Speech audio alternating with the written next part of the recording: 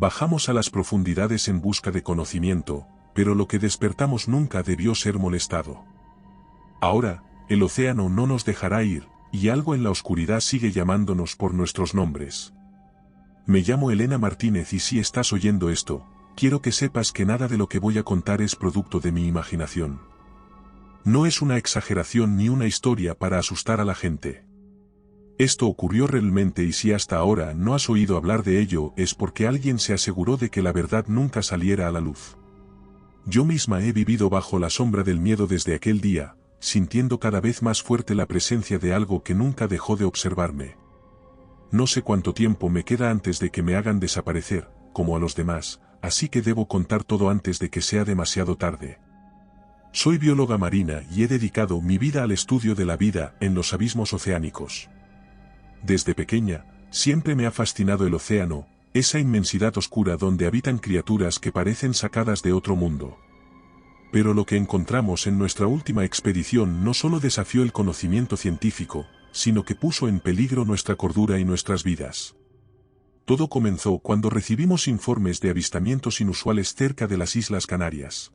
Si te gustan las historias de terror, suscríbete y activa la campana. Comencemos. Pescadores locales y equipos de investigación habían informado de la presencia de un pez diablo negro en aguas menos profundas de lo normal. El Melanocetus johnsoni, una especie que suele habitar a más de 1000 metros de profundidad, había sido encontrado en la costa de Tenerife, flotando en la superficie con signos de desorientación. No era el único caso, otros organismos abisales habían aparecido en lugares donde nunca deberían estar. Algo los estaba sacando de su hábitat, empujándolos hacia arriba. Intrigados por estos sucesos, nuestro equipo organizó una expedición para investigar la anomalía. Contábamos con el Poseidón, una embarcación de última tecnología equipada con drones submarinos, un submarino tripulado y un laboratorio a bordo donde podíamos analizar cualquier hallazgo. La tripulación estaba compuesta por 9 personas, todas altamente capacitadas para este tipo de misión.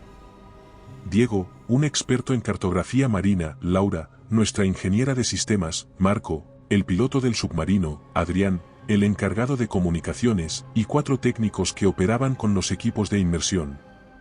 Durante los primeros días de exploración, no encontramos nada fuera de lo normal. Sin embargo, algo en el ambiente me hacía sentir inquieta. Era una sensación extraña, como si el océano estuviera más silencioso de lo habitual. Las comunicaciones por radio con la base terrestre a veces sufrían interferencias inexplicables, pero lo atribuye a problemas técnicos comunes en expediciones de este tipo. Fue en la 4ª noche cuando todo cambió. Estábamos realizando una inmersión nocturna con un gran submarino cuando captamos una señal inusual en el sonar. Era un eco persistente, un pulso que parecía venir de una zona más profunda de lo esperado. Ajustamos los sensores y descubrimos algo que nos dejó sin aliento, una caverna submarina gigantesca que no aparecía en ninguno de nuestros mapas. Sus dimensiones eran colosales, lo suficientemente grande como para albergar un ecosistema completo en su interior. Decidimos que al amanecer enviaríamos el submarino para investigar más de cerca. No pude dormir esa noche. A pesar del cansancio acumulado, algo en mi interior me decía que aquella caverna no era un simple accidente geológico ni una formación inexplorada más. Su tamaño, la forma en que el sonar reflejaba los ecos en su interior, y sobre todo, aquella extraña señal que detectamos, nada de eso encajaba con lo que habíamos estudiado antes. Me quedé en el laboratorio revisando los datos una y otra vez, intentando encontrar una explicación lógica para lo que habíamos descubierto. Diego y Laura me acompañaban. A las 3 de la madrugada, el monitor del sonar captó un cambio en la señal. Era sutil, un ligero incremento en la intensidad de la frecuencia que venía del interior de la caverna. Ajusté los controles del equipo para filtrar el ruido ambiental, y entonces ocurrió algo que nos dejó helados, la señal cambió de ritmo. Era un patrón, un pulso rítmico que variaba su frecuencia en intervalos exactos, como si respondiera a nuestra presencia. Durante varios minutos nos quedamos en silencio, observando la pantalla sin atrevernos a hablar. El cartógrafo fue el primero en romper la tensión con una risa nerviosa. «Parece que alguien nos está saludando», bromeó. La ingeniera, en cambio, no se lo tomó con humor. «Esto no es normal», dijo en voz baja, parece algo inteligente. Decidimos despertar a los otros para mostrarles lo que habíamos encontrado. Mientras los esperábamos, volví a revisar los registros de sonido captados por el sonar y noté algo inquietante: el pulso variaba ligeramente cada vez que hacíamos ajustes en nuestros sistemas. Era como si algo, dentro de esa caverna, estuviera prestando atención a nuestros movimientos y reaccionando en consecuencia. No lo mencioné en voz alta, pero la idea me causó un escalofrío. Cuando los demás llegaron al laboratorio, revisaron los datos con nosotros y propusieron que enviáramos un nuevo dron antes del amanecer para captar imágenes más detalladas. A las 5 de la mañana activamos el dron submarino y lo enviamos hacia la caverna. Descendió lentamente, iluminando con sus potentes focos el terreno rocoso del fondo marino. A medida que se acercaba a la entrada de la cueva, la señal del sonar se hizo más intensa. La corriente en la zona era mínima, lo que nos permitió maniobrar el dron con precisión. La boca de la caverna era colosal, una abertura oscura que parecía engullir la luz de los focos como si absorbiera la misma claridad. En el interior, el dron captó algo que nos dejó sin palabras: las paredes de la cueva estaban cubiertas por una sustancia bioluminiscente que pulsaba con un resplandor verdoso, como si respirara. Nunca habíamos visto algo así. Mientras observábamos la transmisión desde la pantalla del laboratorio, Adrián comenzó a ajustar los filtros de la cámara para mejorar la visibilidad. Fue entonces cuando, en el fondo de la caverna, algo se movió. Era una sombra, un cuerpo esbelto con múltiples apéndices que flotaban con una fluidez antinatural en el agua. El dron avanzó un poco más y los focos iluminaron la criatura con mayor claridad. Tenía un cuerpo semitranslúcido, alargado, con tentáculos que parecían danzar en el agua con una gracia hipnótica. Sus ojos, o lo que parecía ser su equivalente, eran dos orbes oscuros que reflejaban la luz de los focos con un brillo inquietante. Pero lo que más nos impactó fue lo que ocurrió después: la criatura giró lentamente hacia la cámara y la señal del sonar se disparó en intensidad. De repente, la transmisión del dron se interrumpió. La pantalla se volvió estática y todos los sistemas electrónicos del laboratorio parpadearon al unísono. Laura maldijo y comenzó a teclear frenéticamente en su consola, intentando recuperar la señal, pero en cuestión de segundos, todas las luces del Poseidón parpadearon y se apagaron por completo. Quedamos sumidos en una oscuridad total, escuchando únicamente el zumbido de los monitores intentando reiniciarse. El silencio que nos envolvió fue absoluto, opresivo. Entonces, en medio de la negrura, el sonar volvió a activarse por sí solo. Y en su pantalla, la señal cambió una vez más. El pulso ya no era errático, ahora era una serie de pulsaciones perfectamente sincronizadas. Poco a poco los sistemas comenzaron a restablecerse. Primero regresaron las luces de emergencia, proyectando un resplandor rojizo en los pasillos y el laboratorio, luego los monitores parpadearon hasta encenderse de nuevo, mostrando datos incoherentes. La ingeniera murmuraba entre dientes mientras revisaba las lecturas de energía. Diego permanecía inmóvil con la mirada fija en la pantalla del sonar y el piloto presionaba su intercomunicador, intentando sin éxito comunicarse con los técnicos en la cubierta. La sensación de que algo iba mal se asentó en el ambiente como una sombra. El comunicador fue el primero en reaccionar, recuperando la conexión con el dron submarino tras unos minutos de insistencia. La imagen en la pantalla volvió, aunque distorsionada, con líneas de interferencia que dificultaban la visibilidad, pero la criatura seguía allí. No se había movido de su posición, flotaba inmóvil en el fondo de la caverna con sus tentáculos extendidos, como si esperara algo. Pero lo más inquietante era que el código en el sonar aún parpadeaba con el mismo patrón repetitivo, la misma secuencia imposible de ignorar.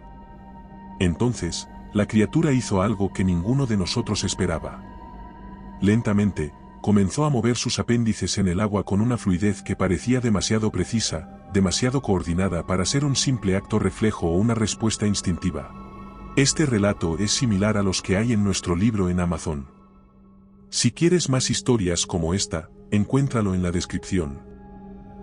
La bioluminiscencia de su cuerpo pulsó al ritmo de la señal en el sonar, como si cada destello fuera una respuesta directa a la frecuencia que habíamos detectado antes del apagón. No había dudas, la criatura estaba intentando comunicarse con nosotros. Laura comenzó a registrar los pulsos lumínicos, comparándolos con la secuencia de sonido que el sonar captaba, mientras yo intentaba racionalizar lo que estaba sucediendo. Ninguna especie conocida tenía la capacidad de generar un patrón tan estructurado y responder de manera activa a estímulos externos con tanta precisión. Era como si la criatura nos estuviera observando y ajustando su comportamiento para hacerse entender. La única pregunta que quedaba era, ¿qué estaba tratando de decirnos?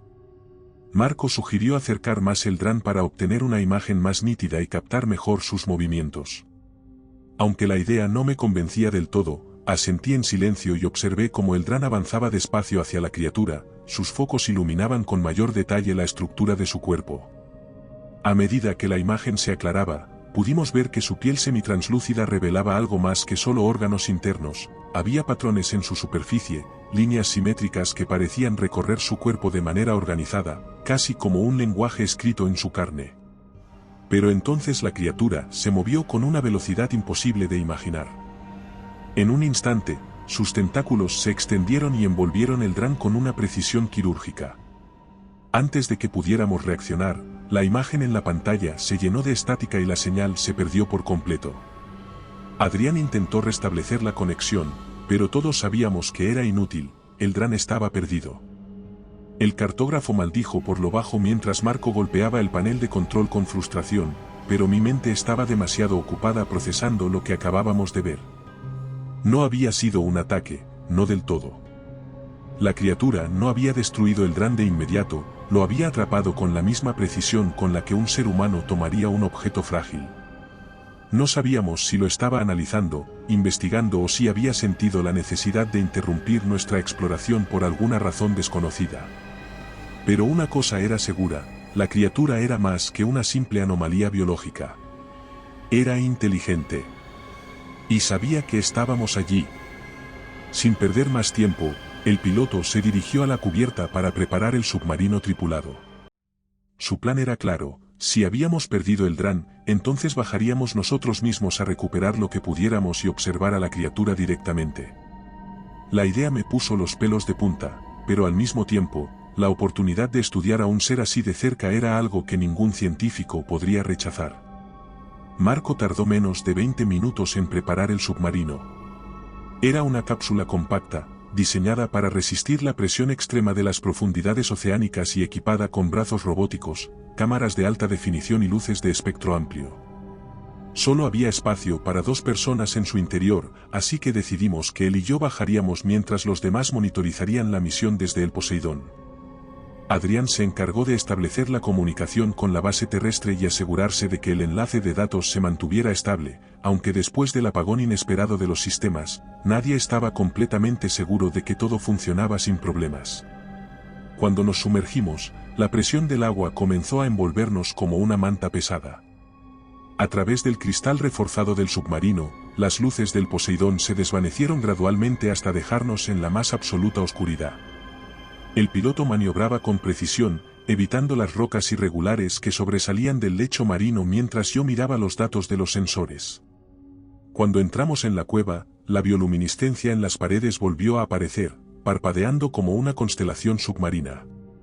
Había algo fascinante en la forma en que esa luz se movía, como si respondiera a nuestra presencia con un lenguaje que no podíamos descifrar. Avanzamos con cautela, y entonces lo vimos. La criatura flotaba en el mismo lugar donde había atrapado el dron.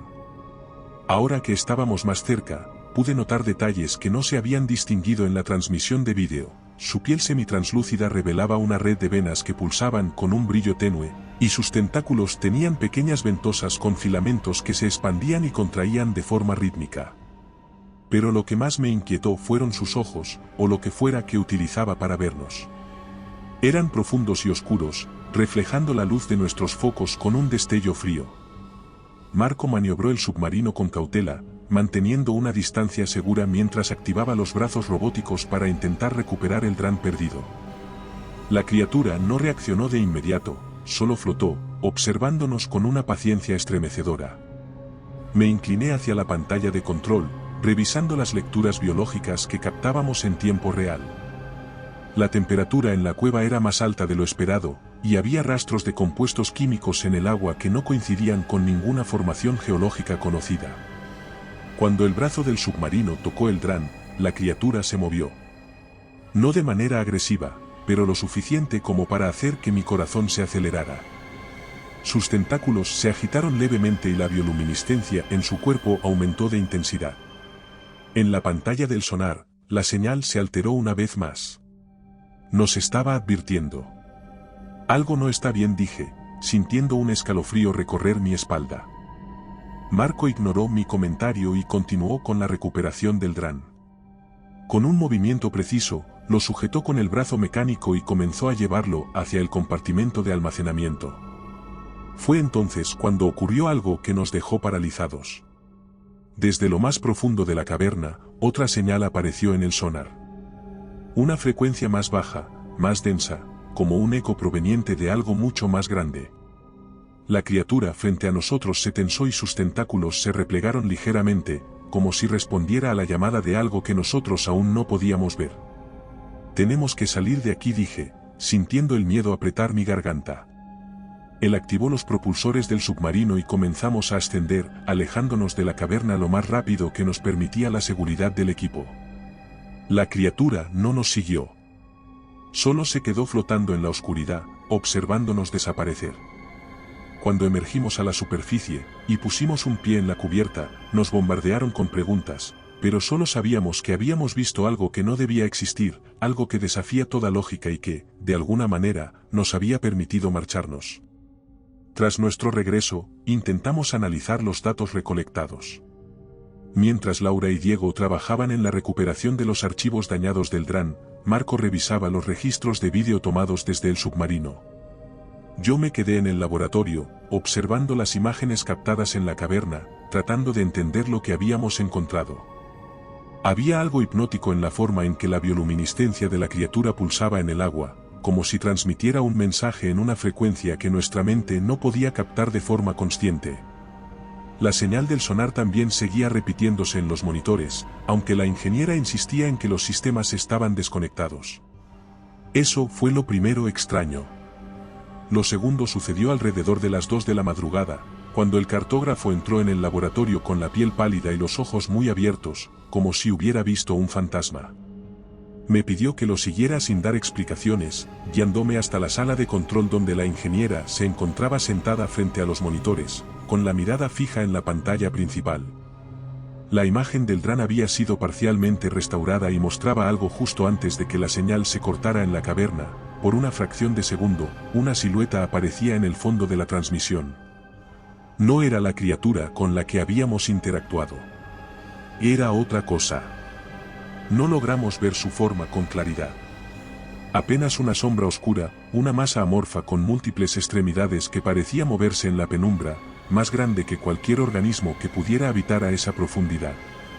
La imagen desapareció un segundo después, pero fue suficiente para que el silencio en la sala se volviera insoportable. Marco, que había llegado poco después, maldijo en voz baja y se pasó una mano por el rostro, visiblemente afectado. Eso fue lo tercero.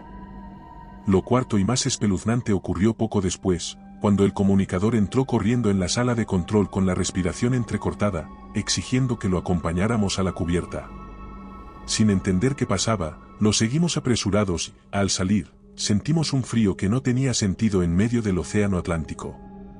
La brisa era helada, cortante, como si el aire mismo hubiera cambiado. Pero no fue eso lo que nos hizo detenernos. Fue la voz. Un murmullo ahogado que parecía venir de todas partes, un eco que se arrastraba con el viento y se deslizaba entre las olas con un ritmo hipnótico.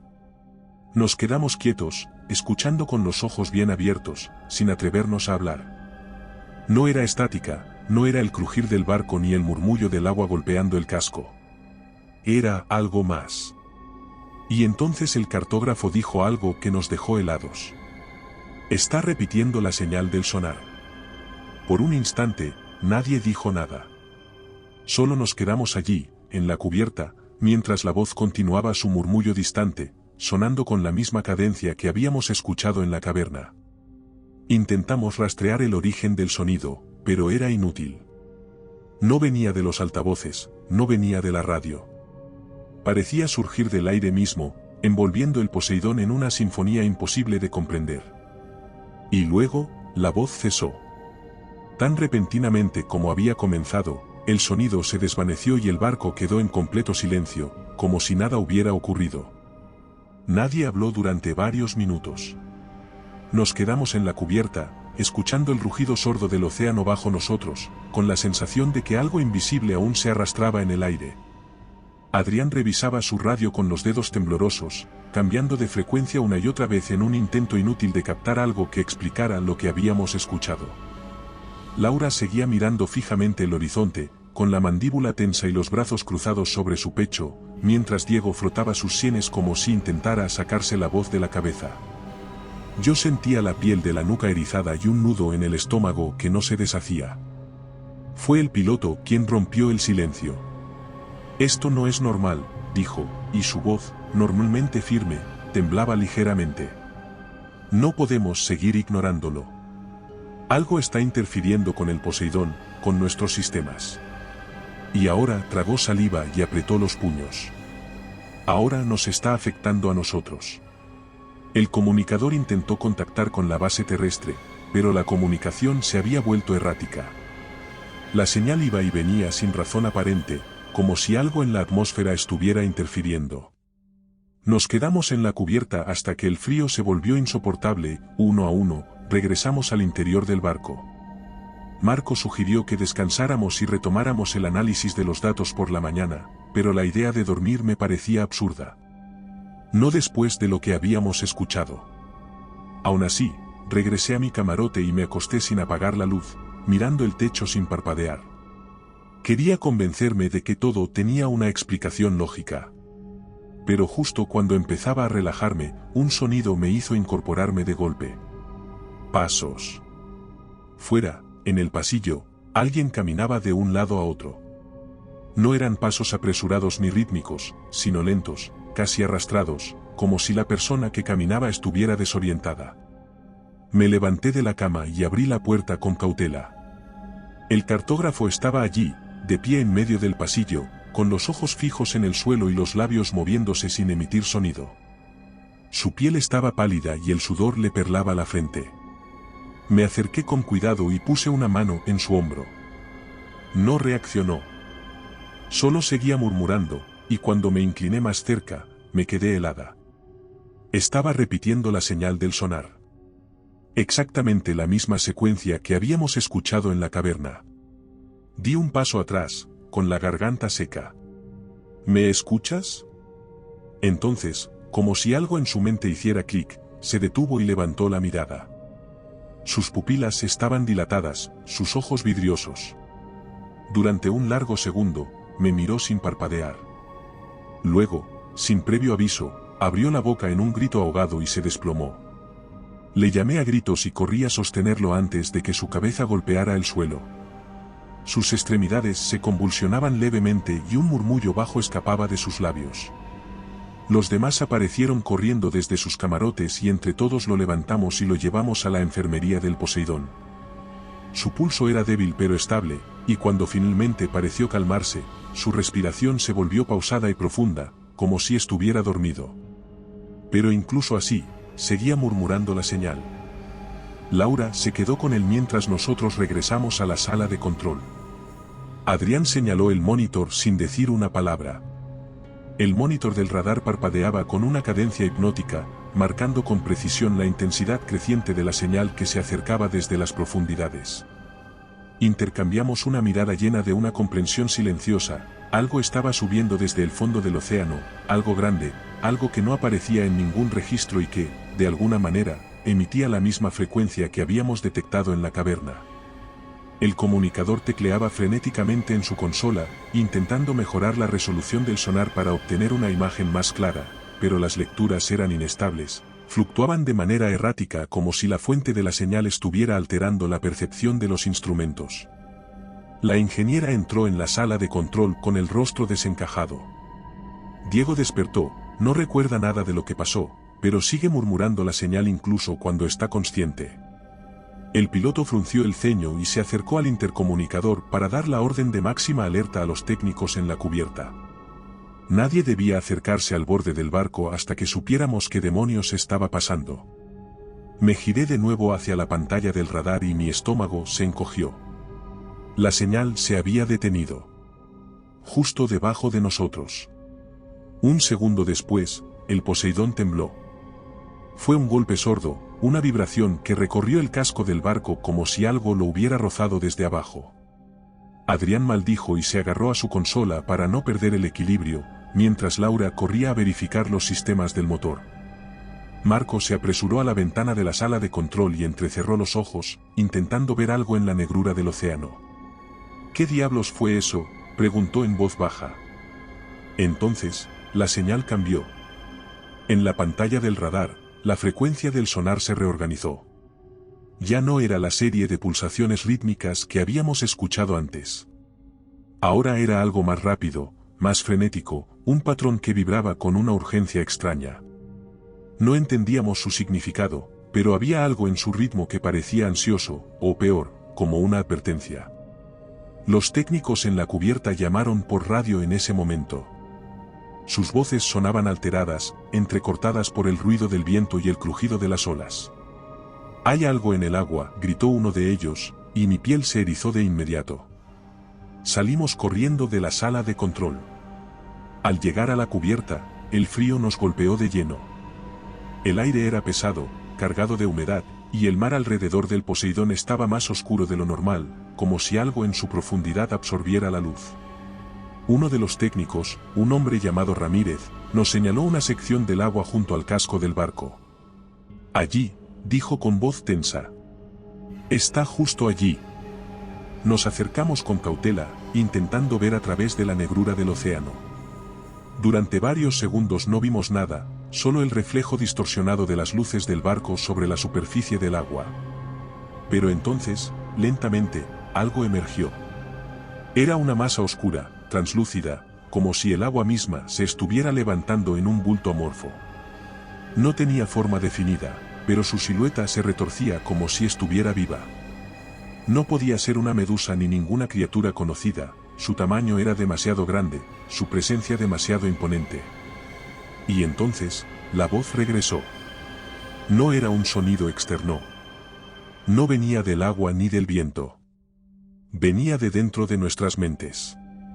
Era la misma señal del sonar, la misma frecuencia, pero esta vez la escuchábamos en nuestra cabeza, reverberando en nuestros cráneos como un eco imposible de detener. Cubrí mis oídos por reflejo, aunque sabía que no serviría de nada. Laura cayó de rodillas, con los ojos muy abiertos y la boca entreabierta, como si estuviera escuchando algo más, algo que los demás no podíamos percibir. Marco retrocedió un paso, con el rostro pálido y la respiración entrecortada, mientras Adrián se tambaleaba, aferrándose a la barandilla para no caer. Entonces, el agua estalló. La masa oscura se elevó en el aire y la cubierta se convirtió en un caos. Ramírez gritó y cayó al suelo cuando una salpicadura lo golpeó de lleno. Intenté acercarme, pero el piloto me cogió del brazo con una fuerza que casi me hizo perder el equilibrio. «No lo toques», gritó, y cuando volví la vista hacia el técnico, comprendí por qué. El agua en su ropa se movía. No se deslizaba como un líquido normal. Se pegaba a su piel, extendiéndose en filamentos delgados que vibraban como nervios expuestos. Ramírez gritó de nuevo, esta vez de dolor, y entonces su cuerpo se arqueó de una forma imposible, como si algo dentro de él tirara de su columna vertebral en direcciones opuestas. La ingeniera reaccionó. Se lanzó sobre él con una toalla y comenzó a frotar su piel frenéticamente, intentando arrancar la sustancia de su cuerpo. Él convulsionó y se desplomó en el suelo, su respiración agitada y errática. Marco y Adrián lo levantaron y lo arrastraron al interior del barco, mientras yo me quedaba allí, paralizada, mirando la negrura del océano. La masa oscura había desaparecido. El agua volvía a estar en calma. Pero el mensaje en nuestra cabeza seguía repitiéndose. La sala de enfermería del Poseidón olía a desinfectante y sudor. El técnico yacía en la camilla con el torso descubierto, su respiración agitada y errática mientras Laura examinaba su piel con una linterna. La sustancia que lo había cubierto ya no era visible, pero su cuerpo aún temblaba de forma involuntaria, y su temperatura estaba peligrosamente baja. Los demás permanecían junto a la puerta, tensos, observando cada movimiento con una inquietud que ninguno intentaba ocultar. Yo estaba de pie junto a ella, viendo cómo sus manos temblaban ligeramente mientras pasaba los dedos sobre la piel de Ramírez. No hay signos de quemaduras ni heridas superficiales, dijo en voz baja, aunque su tono no era tranquilizador. Pero su sistema nervioso está reaccionando como si hubiera recibido una descarga eléctrica. Su ritmo cardíaco es inestable. Algo sigue dentro de él. Nos miramos unos a otros sin saber qué hacer. La sensación de que habíamos cruzado un umbral del que no había retorno se hacía más fuerte con cada segundo que pasaba. Y entonces, Ramírez se incorporó de golpe. El movimiento fue tan repentino que la ingeniera cayó hacia atrás, dejando caer la linterna, que rodó por el suelo mientras un resplandor tenue parpadeaba en las sombras. El técnico estaba sentado en la camilla con los ojos muy abiertos, su respiración frenética y sus pupilas tan dilatadas que sus iris parecían haber desaparecido.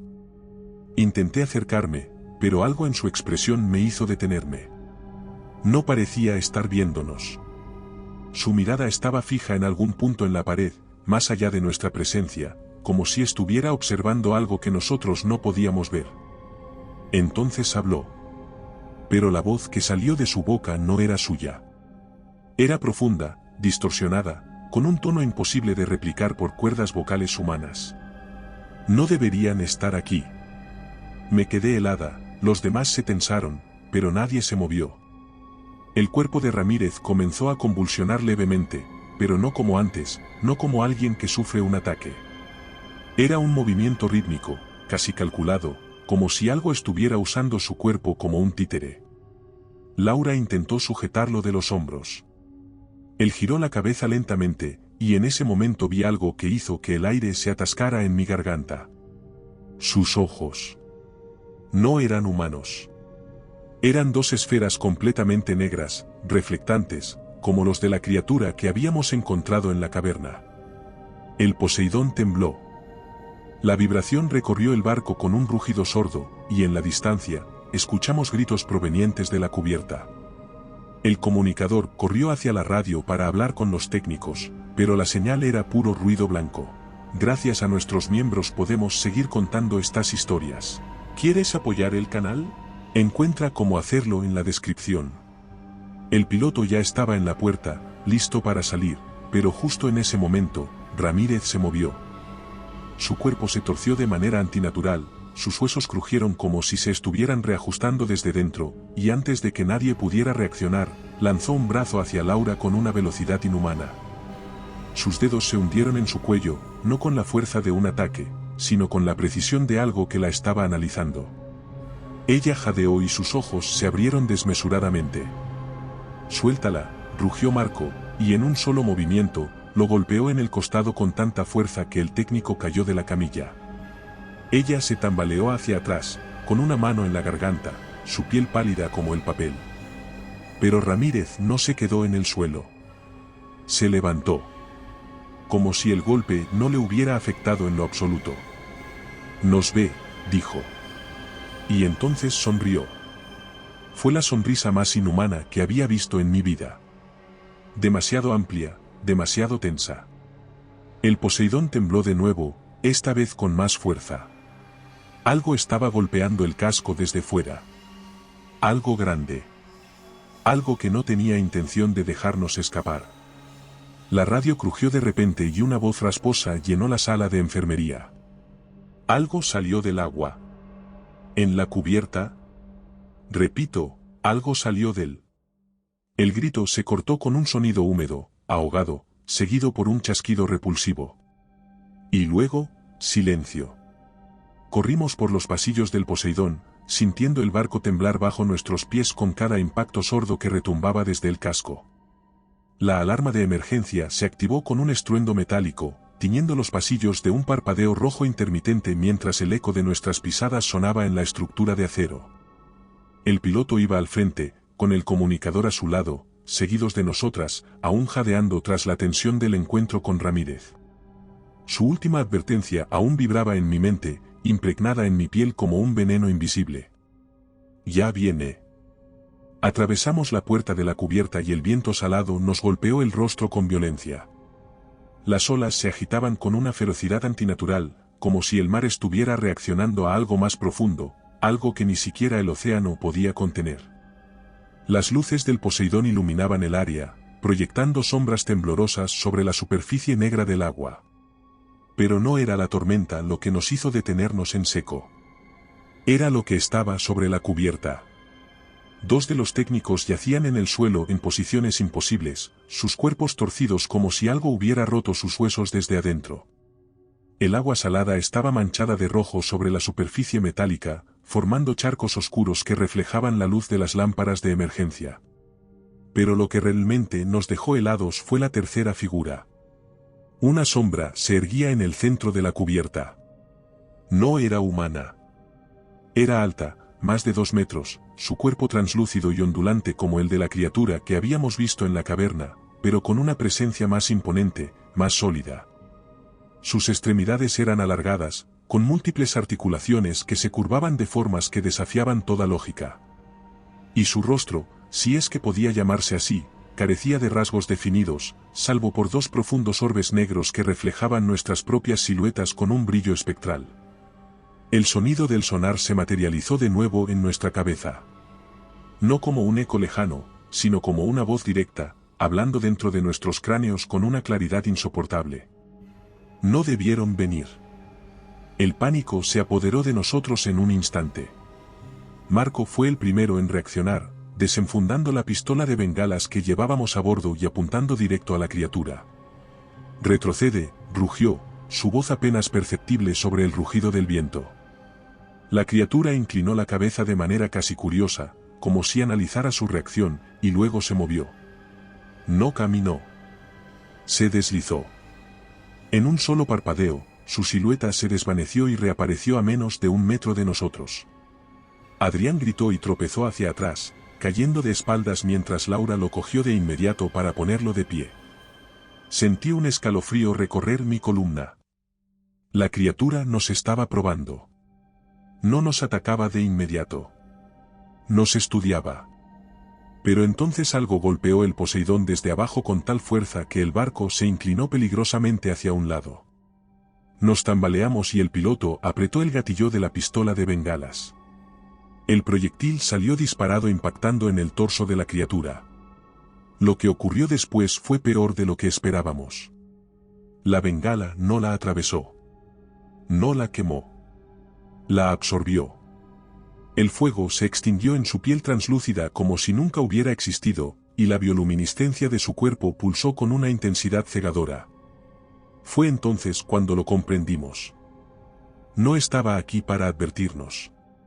Nos estaba cazando. El siguiente golpe sacudió el barco con tal violencia que una de las grúas de la cubierta se desprendió y cayó al océano con un estruendo metálico.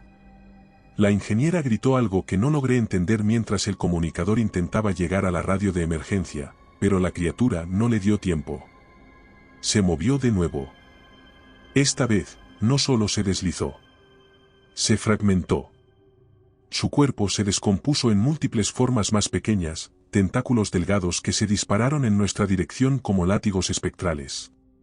Uno de ellos impactó contra el piloto y lo lanzó contra la barandilla con un golpe seco. Otro rozó mi brazo y un frío insoportable me recorrió el cuerpo, como si algo hubiera llevado el calor de mi piel en un solo toque. Adrián logró alcanzar la radio y gritó a través del canal de emergencia. «Aquí Poseidón. Estamos bajo ataque. Repito, estamos bajo ataque. ¿Necesitamos asistencia inmediata?» Pero la estática fue la única respuesta. Laura me tomó del brazo y me llevó hacia la escotilla que conducía de vuelta al interior del barco. «Tenemos que replegarnos», gritó. Marco ya estaba de pie, sujetando un tubo metálico que había arrancado de la estructura para usarlo como arma. Pero la criatura ya no estaba sola. Algo más había emergido del agua. Una forma más grande, más oscura, con tentáculos que se enroscaban alrededor de la barandilla del barco. Su silueta era indistinta, un vacío en la noche, y de su interior surgía un sonido que reconocimos al instante. El sonar. La misma señal. El Poseidón crujió bajo nuestros pies mientras el sonido del sonar seguía vibrando en nuestras cabezas, cada pulsación más intensa, más grave, más profunda. El aire estaba cargado de electricidad estática y la piel me hormigueaba como si algo estuviera pasando a través de mí, hurgando en mi mente, invadiéndome con pensamientos que no eran míos. El piloto se apoyó contra la barandilla, su respiración entrecortada mientras aún sujetaba el tubo metálico. Laura y Adrián retrocedían lentamente hacia la escotilla sin apartar la vista de la silueta que emergía del agua, una masa amorfa y oscura que se desenredaba como si hubiera estado esperando justo debajo de nosotros todo este tiempo. Pero lo peor no fue su forma, ni el sonido pulsante que se filtraba en nuestros cráneos. Lo peor fue cuando comenzó a imitar nuestras voces. Al principio fue un murmullo casi imperceptible, un eco distorsionado que se entrelazaba con el rugido del viento y las olas golpeando el casco del barco. Luego se hizo más claro. Una mezcla de palabras entrecortadas, fragmentos de conversaciones que habíamos tenido dentro del Poseidón. Las voces de todos nosotros. Era como si algo estuviera repitiendo nuestros propios recuerdos. No debimos venir, dijo con un tono indescriptible, una mezcla entre el crujido del hielo y el eco de una caverna profunda. Mi estómago se contrajo. Esas eran las palabras que yo había dicho antes de sumergirnos en la caverna. El comunicador fue el primero en romper el trance. Agarró a la ingeniera del brazo y prácticamente la empujó hacia la escotilla mientras el piloto y yo nos movíamos al mismo tiempo, retrocediendo a medida que la criatura se deslizaba más cerca de la cubierta, extendiendo sus tentáculos, sus formas abstractas retorciéndose en el aire con movimientos imposibles. Cuando estábamos a punto de cerrar la escotilla detrás de nosotros, la voz cambió. Elena. Me quedé helada. Era la voz de Diego. Pero él estaba en la enfermería, inconsciente. Marco no dudó. Cerró la escotilla con un golpe seco y giró la rueda de seguridad hasta asegurarla. Nos quedamos en silencio, con la respiración contenida, escuchando el eco de lo que había afuera. El Poseidón seguía vibrando, como si algo estuviera rodeándolo bajo el agua, y el sonido del sonar persistía en nuestras cabezas, cada vez más intenso. No sabíamos cuánto tiempo teníamos antes de que las criaturas encontraran la manera de entrar. Nos dirigimos a la sala de control, con la esperanza de que la radio hubiera recuperado señal o que, al menos, pudiéramos acceder a los sistemas del barco para evaluar la situación. La ingeniera se adelantó y comenzó a teclear en la consola, revisando las lecturas de los sensores con una mueca tensa en el rostro. Esto no tiene sentido, dijo. El sonar está detectando múltiples objetos alrededor del Poseidón, pero no se quedan quietos. Se mueven en patrones erráticos, como si estuvieran. Sus dedos se detuvieron sobre el teclado. Como si estuvieran comunicándose entre sí, terminé la frase por ella. Me miró con una expresión que confirmaba lo que todos temíamos. No era solo una criatura, ni eran solo dos. Eran muchas. El sonar mostraba decenas de señales alrededor del barco, algunas moviéndose en sincronía, otras girando en círculos alrededor de la embarcación. Era como si estuvieran danzando en una coreografía incomprensible, ajustando sus movimientos con cada pulsación de la señal, formando patrones que no podíamos interpretar. Y entonces, la energía del Poseidón se apagó. Los monitores parpadearon y se apagaron, dejando la sala de control en completa oscuridad. La radio se redujo a un crujido de estática, y el sonido del viento y el mar se volvió más fuerte, como si el barco estuviera ahora suspendido en un vacío insondable. No, no puede ser, dijo Laura, golpeando el teclado con frustración. Esto no es un fallo técnico. Algo lo está haciendo a propósito. Marco encendió una linterna y la movió por la sala, iluminando nuestras expresiones crispadas por el miedo. Adrián respiraba rápido y temblaba levemente, tratando de encender la radio con movimientos torpes. Nos están desarmando, dijo. Nos están aislando. Nos miramos en silencio, con la estremecedora certeza de que tenía razón. Algo quería asegurarse de que no tuviéramos escapatoria. Algo estaba jugando con nosotros. La oscuridad dentro del Poseidón era más pesada de lo normal, como si la falta de energía hubiera apagado no solo las luces y los sistemas, sino también la seguridad que nos quedaba. El piloto mantenía la linterna en alto, proyectando sombras largas y distorsionadas en las paredes de la sala de control. La radio seguía emitiendo un murmullo de estática, interrumpido ocasionalmente por chasquidos y fragmentos de sonidos que no deberían estar allí. Diego. Su nombre cruzó mi mente de golpe, y el pánico me sacudió desde el interior. Lo habíamos dejado en la enfermería, inconsciente, en un estado que ninguno de nosotros entendía por completo. Si te gusta este relato, en nuestro libro encontrarás muchas más historias como esta.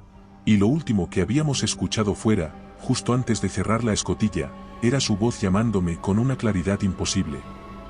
Tenemos que revisar a Diego, dije, con el corazón latiéndome en la garganta.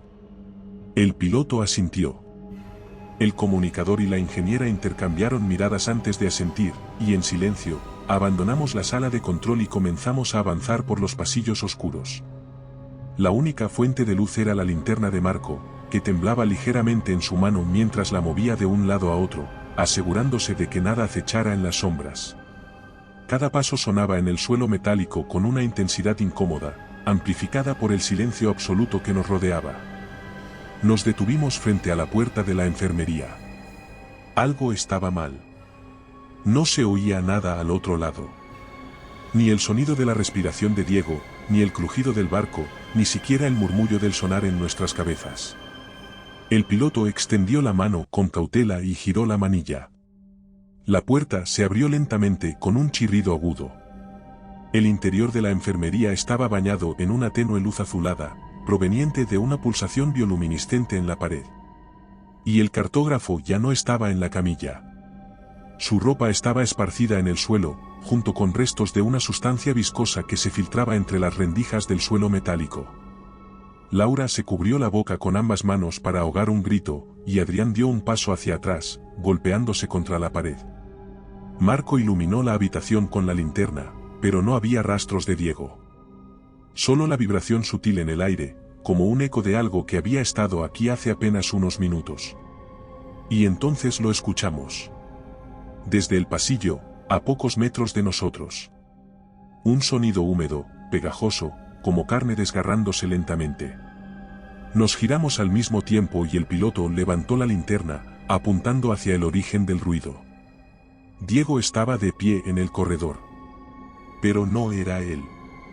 Su cuerpo estaba allí, sí, pero su piel tenía una palidez casi traslúcida, con un brillo húmedo que parecía reflejar la tenue luz azulada.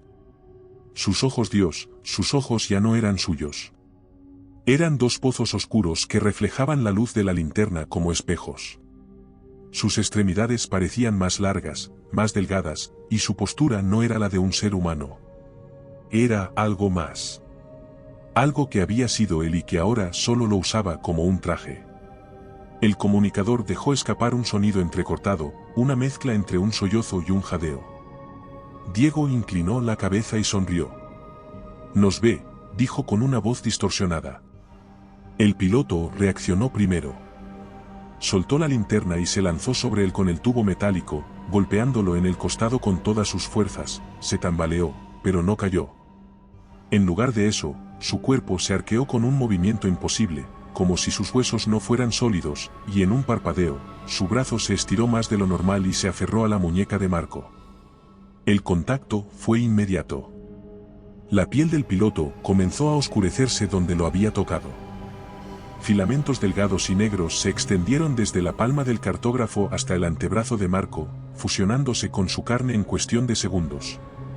El piloto gritó y cayó de rodillas, sus venas tornándose negras bajo la piel mientras su respiración se volvía errática. La ingeniera se movió por instinto. Sacó su navaja de supervivencia, y en un solo movimiento, la hundió en el brazo de Diego, justo en la articulación del codo. Un sonido viscoso se expandió por el pasillo, y el brazo se convulsionó antes de soltar a Marco, que cayó al suelo, tosiendo y aferrándose el brazo con fuerza. El cartógrafo solo nos miró con aquella sonrisa antinatural, su herida no supuraba, solo pulsaba con una bioluminiscencia tenue. «Nos ve», dijo otra vez. Y luego, simplemente se desvaneció. No caminó, no corrió. Su cuerpo se difuminó como si fuera parte de la misma penumbra que nos rodeaba. Nos quedamos en silencio. El piloto jadeaba en el suelo, su brazo aún temblaba, mientras los demás lo ayudaban a levantarse. Yo solo me quedé allí, paralizada, mirando el vacío en el que nuestro compañero había desaparecido. Marco apretó los dientes y se apoyó contra la pared, su brazo aún con rastros de aquella sustancia oscura. Nos miró a todos con los ojos rojos y respiró hondo antes de hablar. Tenemos que hundir este barco. Las palabras quedaron suspendidas en el aire, frías y pesadas, como una sentencia. Hundir el Poseidón significaba destruir todo lo que teníamos, nuestra única oportunidad de volver a tierra firme, pero en ese momento entendimos que seguir a bordo no era una opción. Diego, lo que fuera que había tomado su cuerpo, ya no era él. Y si no hacíamos algo pronto, si no actuábamos de inmediato, no pasaría mucho tiempo antes de que nosotros también nos convirtiéramos en eso. El piloto respiraba con dificultad, su brazo cubierto por filamentos oscuros que se extendían lentamente bajo su piel. La ingeniera lo sujetaba, revisando su pulso con una preocupación creciente en su mirada. El comunicador se mantenía en el umbral de la enfermería, con la linterna temblando en su mano y el rostro más pálido que nunca. Yo apreté los dientes, tratando de contener la oleada de pánico que me oprimía el pecho. Si vamos a hacerlo, tiene que ser ahora, dije. El Poseidón tiene una carga en la bodega. Es parte del protocolo de seguridad en caso de que algo comprometa la estructura del barco. Podemos detonarlos desde la sala de control. El plan tenía sentido, pero había un problema. La energía del Poseidón estaba inestable. Sin electricidad, los sistemas de detonación remota no funcionarían. Tendríamos que hacerlo manualmente, lo que significaba bajar a la bodega y activar las cargas desde allí.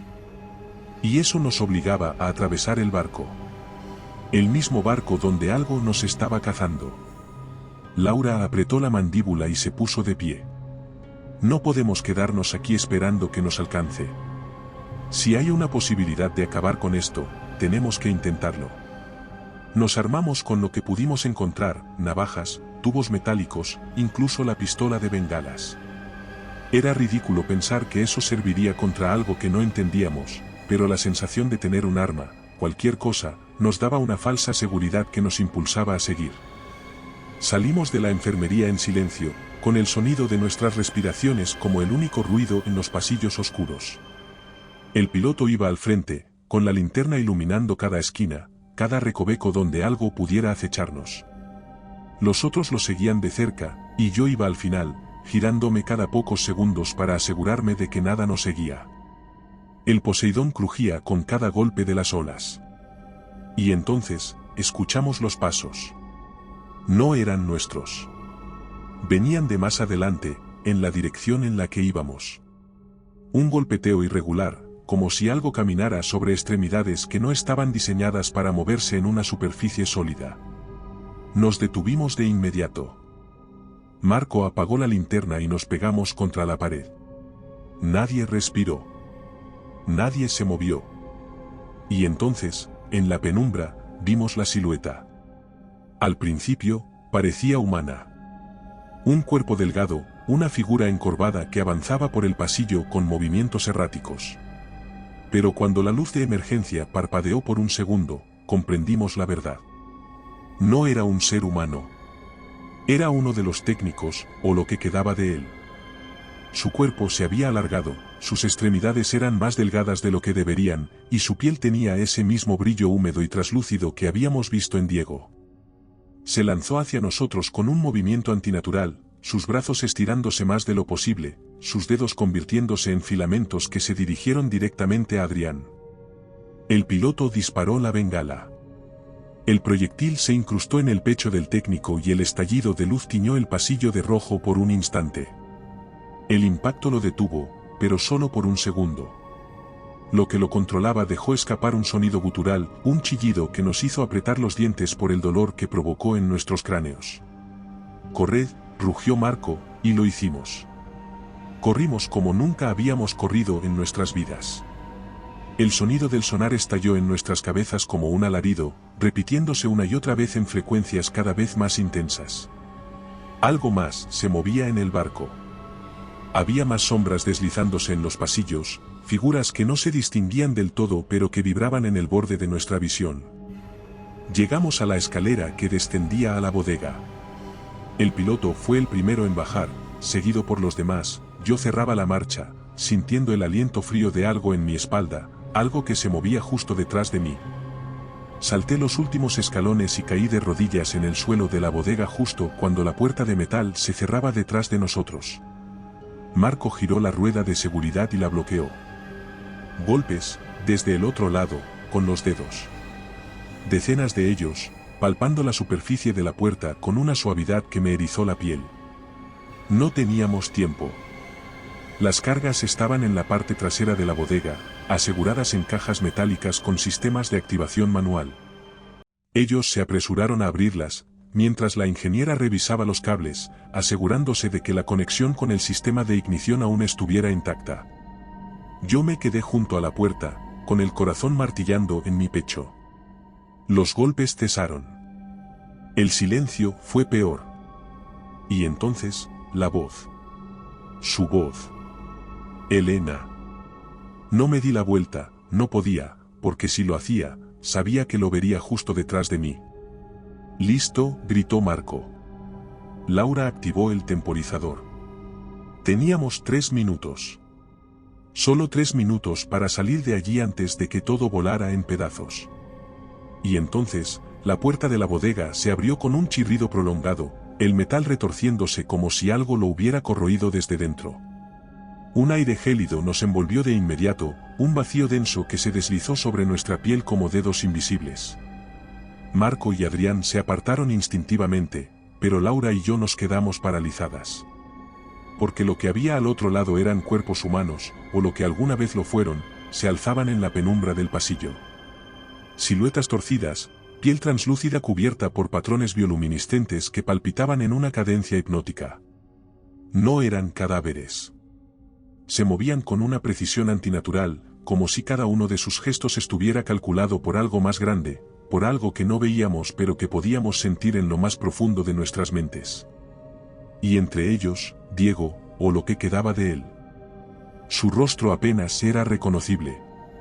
Su piel había sido absorbida por la sustancia viscosa, sus ojos eran 2 pozos insondables que reflejaban nuestras expresiones asustadas. Su boca se movió, pero el sonido que salió no era su voz. Era la señal. La maldita frecuencia del sonar, repetida una y otra vez, filtrándose en nuestros cráneos con una intensidad que nos hizo apretar los dientes hasta que casi se rompieron. La ingeniera se llevó las manos a los oídos, sollozando. El comunicador maldijo y retrocedió contra las cargas, mientras el piloto se plantaba con los puños apretados, su brazo aún temblaba por los efectos del contacto con Diego. Yo no podía moverme. Porque de repente lo entendí. No estaban aquí para quitarnos la vida. No de inmediato. Nos estaban llamando. Nos estaban invitando a ser parte de ellos. La señal del sonar era un canto. Una vibración en una frecuencia que no estaba hecha para el oído humano, sino para la mente, para la conciencia. Nos estaban arrastrando, lenta e inevitablemente, a su red, a su colmena, al lugar del que ellos mismos habían surgido. Y nosotros habíamos respondido sin darnos cuenta. Elena, Diego habló de nuevo. Esta vez, su voz sonó más clara. Más como él. Pero eso solo lo hizo peor. Porque su boca no se movió. Su voz sonó en mi cabeza. Un pensamiento que no era mío, pero que vibraba dentro de mí como si siempre hubiera estado allí. Entonces, la nave entera tembló. El temporizador marcaba menos de 1 minuto. El piloto fue el primero en reaccionar. Se lanzó contra una de las cajas y arrancó uno de los tubos de ignición de su sitio.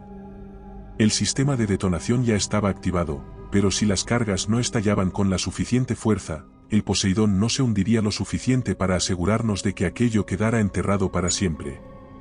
Laura, ayúdame, gritó, y ella reaccionó de inmediato, conectando el tubo de ignición a un segundo detonador manual. El comunicador se levantó de golpe y corrió hacia la escalera de acceso. Tenemos que salir de aquí ahora. Pero las cosas no nos lo pondrían fácil. El grupo de figuras en el pasillo comenzó a moverse.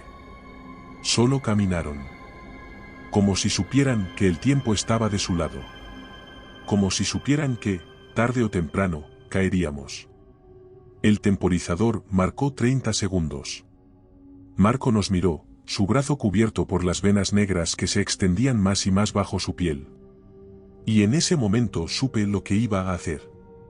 No, dije. Él me miró. Me dedicó una sonrisa tensa, cargada de determinación. Si no lo hago, no saldremos de aquí. La ingeniera se dio cuenta al mismo tiempo que yo. Sus ojos se llenaron de lágrimas al instante, pero él ya había tomado su decisión. Corran. Yo me quedé allí un segundo más, mirándolo. A mi amigo. Él asintió. Nos vemos del otro lado. Y entonces se giró y corrió hacia Diego. Lo último que vi antes de darme la vuelta y subir la escalera fue a Marco arrojándose contra él, sujetándolo con fuerza mientras la cuenta regresiva llegaba a su fin. El impacto nos lanzó al suelo antes de que pudiéramos llegar a la cubierta.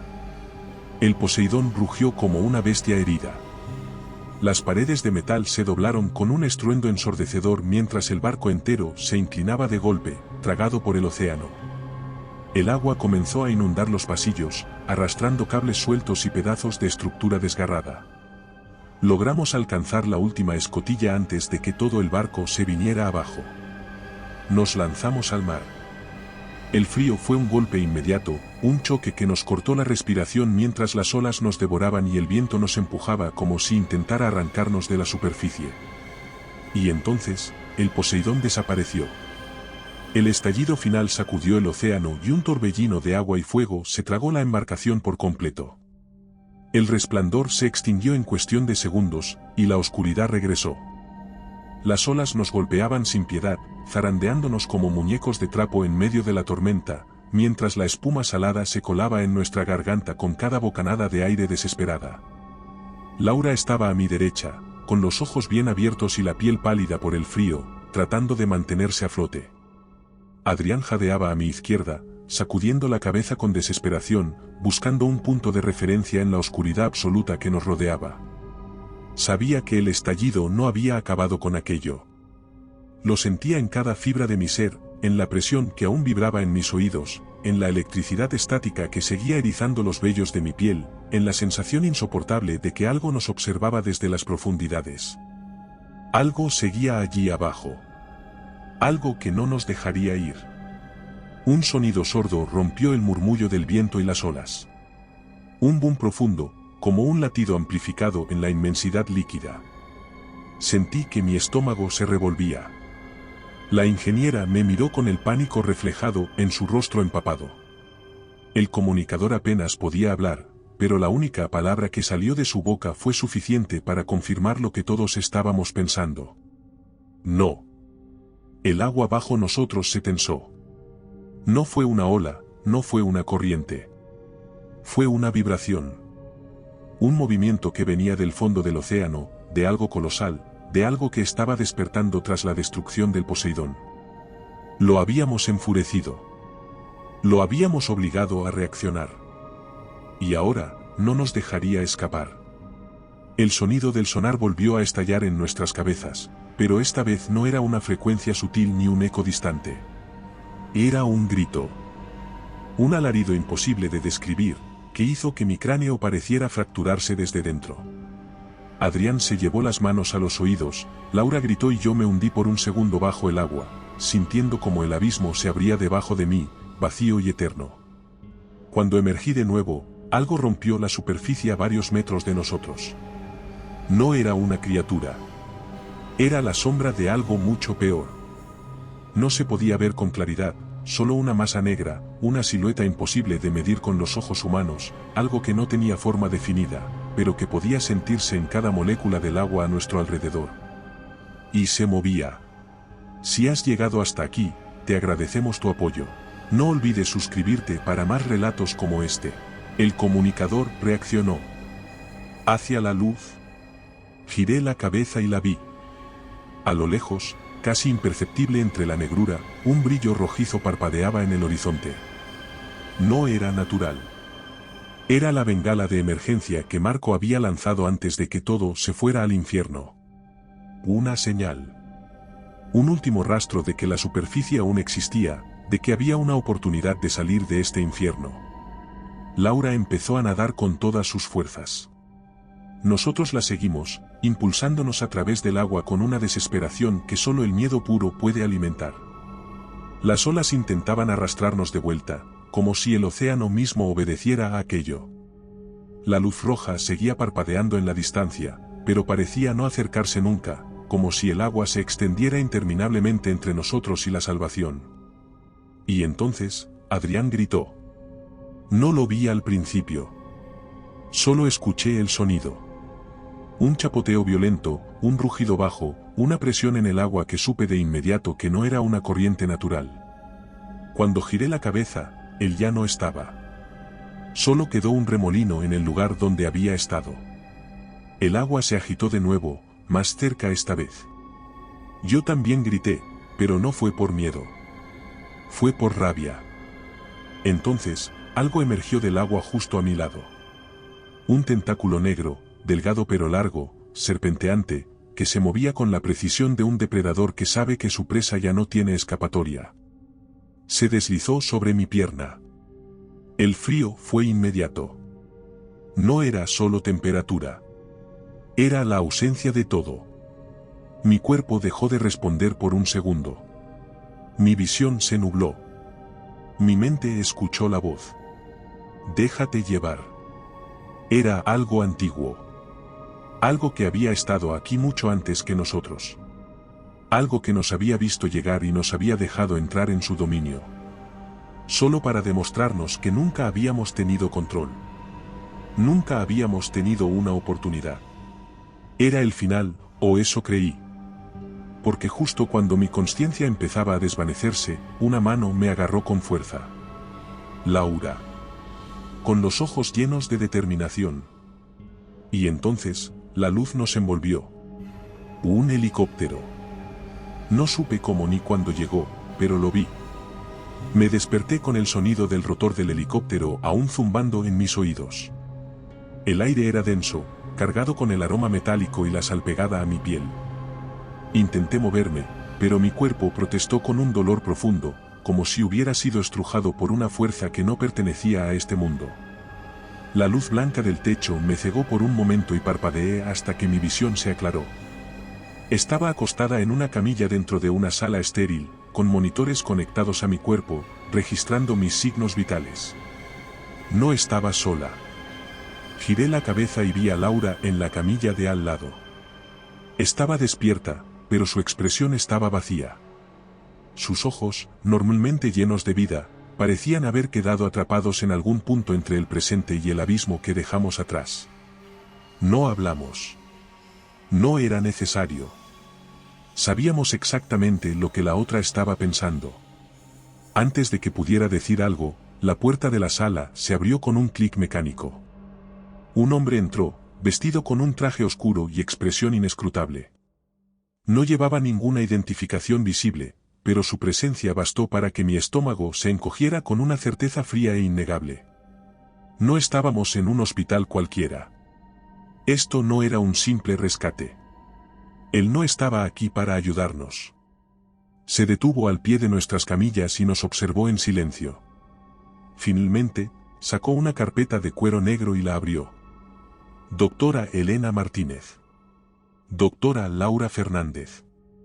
Han pasado 48 horas desde su rescate. Fueron encontradas a la deriva a 15 kilómetros del punto donde el Poseidón envió su última transmisión antes de desaparecer. Ningún otro miembro de la tripulación ha sido hallado. Su tono era clínico. Carente de emoción. ¿Dónde estamos?, pregunté con la voz rasposa, ignorando el ardor en mi garganta. Eso no es relevante. Lo que sí es relevante es lo que ustedes afirman haber experimentado. No hay pruebas de lo que dicen. No hay imágenes.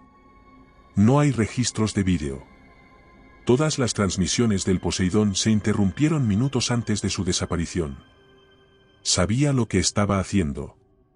Nos estaba diciendo que no teníamos nada. Que lo que habíamos vivido podía ser desmentido, borrado, convertido en una nota al pie en un informe clasificado. Este es un acuerdo de confidencialidad, dijo con frialdad. A partir de este momento, lo que ocurrió en la expedición del Poseidón es información restringida. No se discutirá. No se documentará. No existió. Entonces vi la expresión de Laura. No miedo. Resignación. Ella ya lo había entendido. Sabía lo que esto significaba. Si hablábamos, desapareceríamos. Tal como probablemente habían desaparecido todos los que, antes que nosotros, habían llegado demasiado lejos en el abismo. El hombre dejó una pluma sobre la mesa. Fírmenlo. Y podrán seguir con sus vidas. Finalmente ella tomó la pluma y firmó. Me pasó la pluma. Al final, firmé. No porque quisiera, ni porque creyera que estaba bien. Sino porque, en el fondo, sabía la verdad. Que algo nos había visto. Y que, de una forma u otra, algún día volvería por nosotras. Tal vez esta historia haya terminado, pero muchas más te esperan. Aquí tienes otra que no deberías oír a solas. Si prefieres relatos más breves, visita nuestro canal de relatos cortos. Y si quieres llevar el terror contigo, nuestro libro en Amazon tiene historias exclusivas. Buenas noches, desde Terreno Misterioso.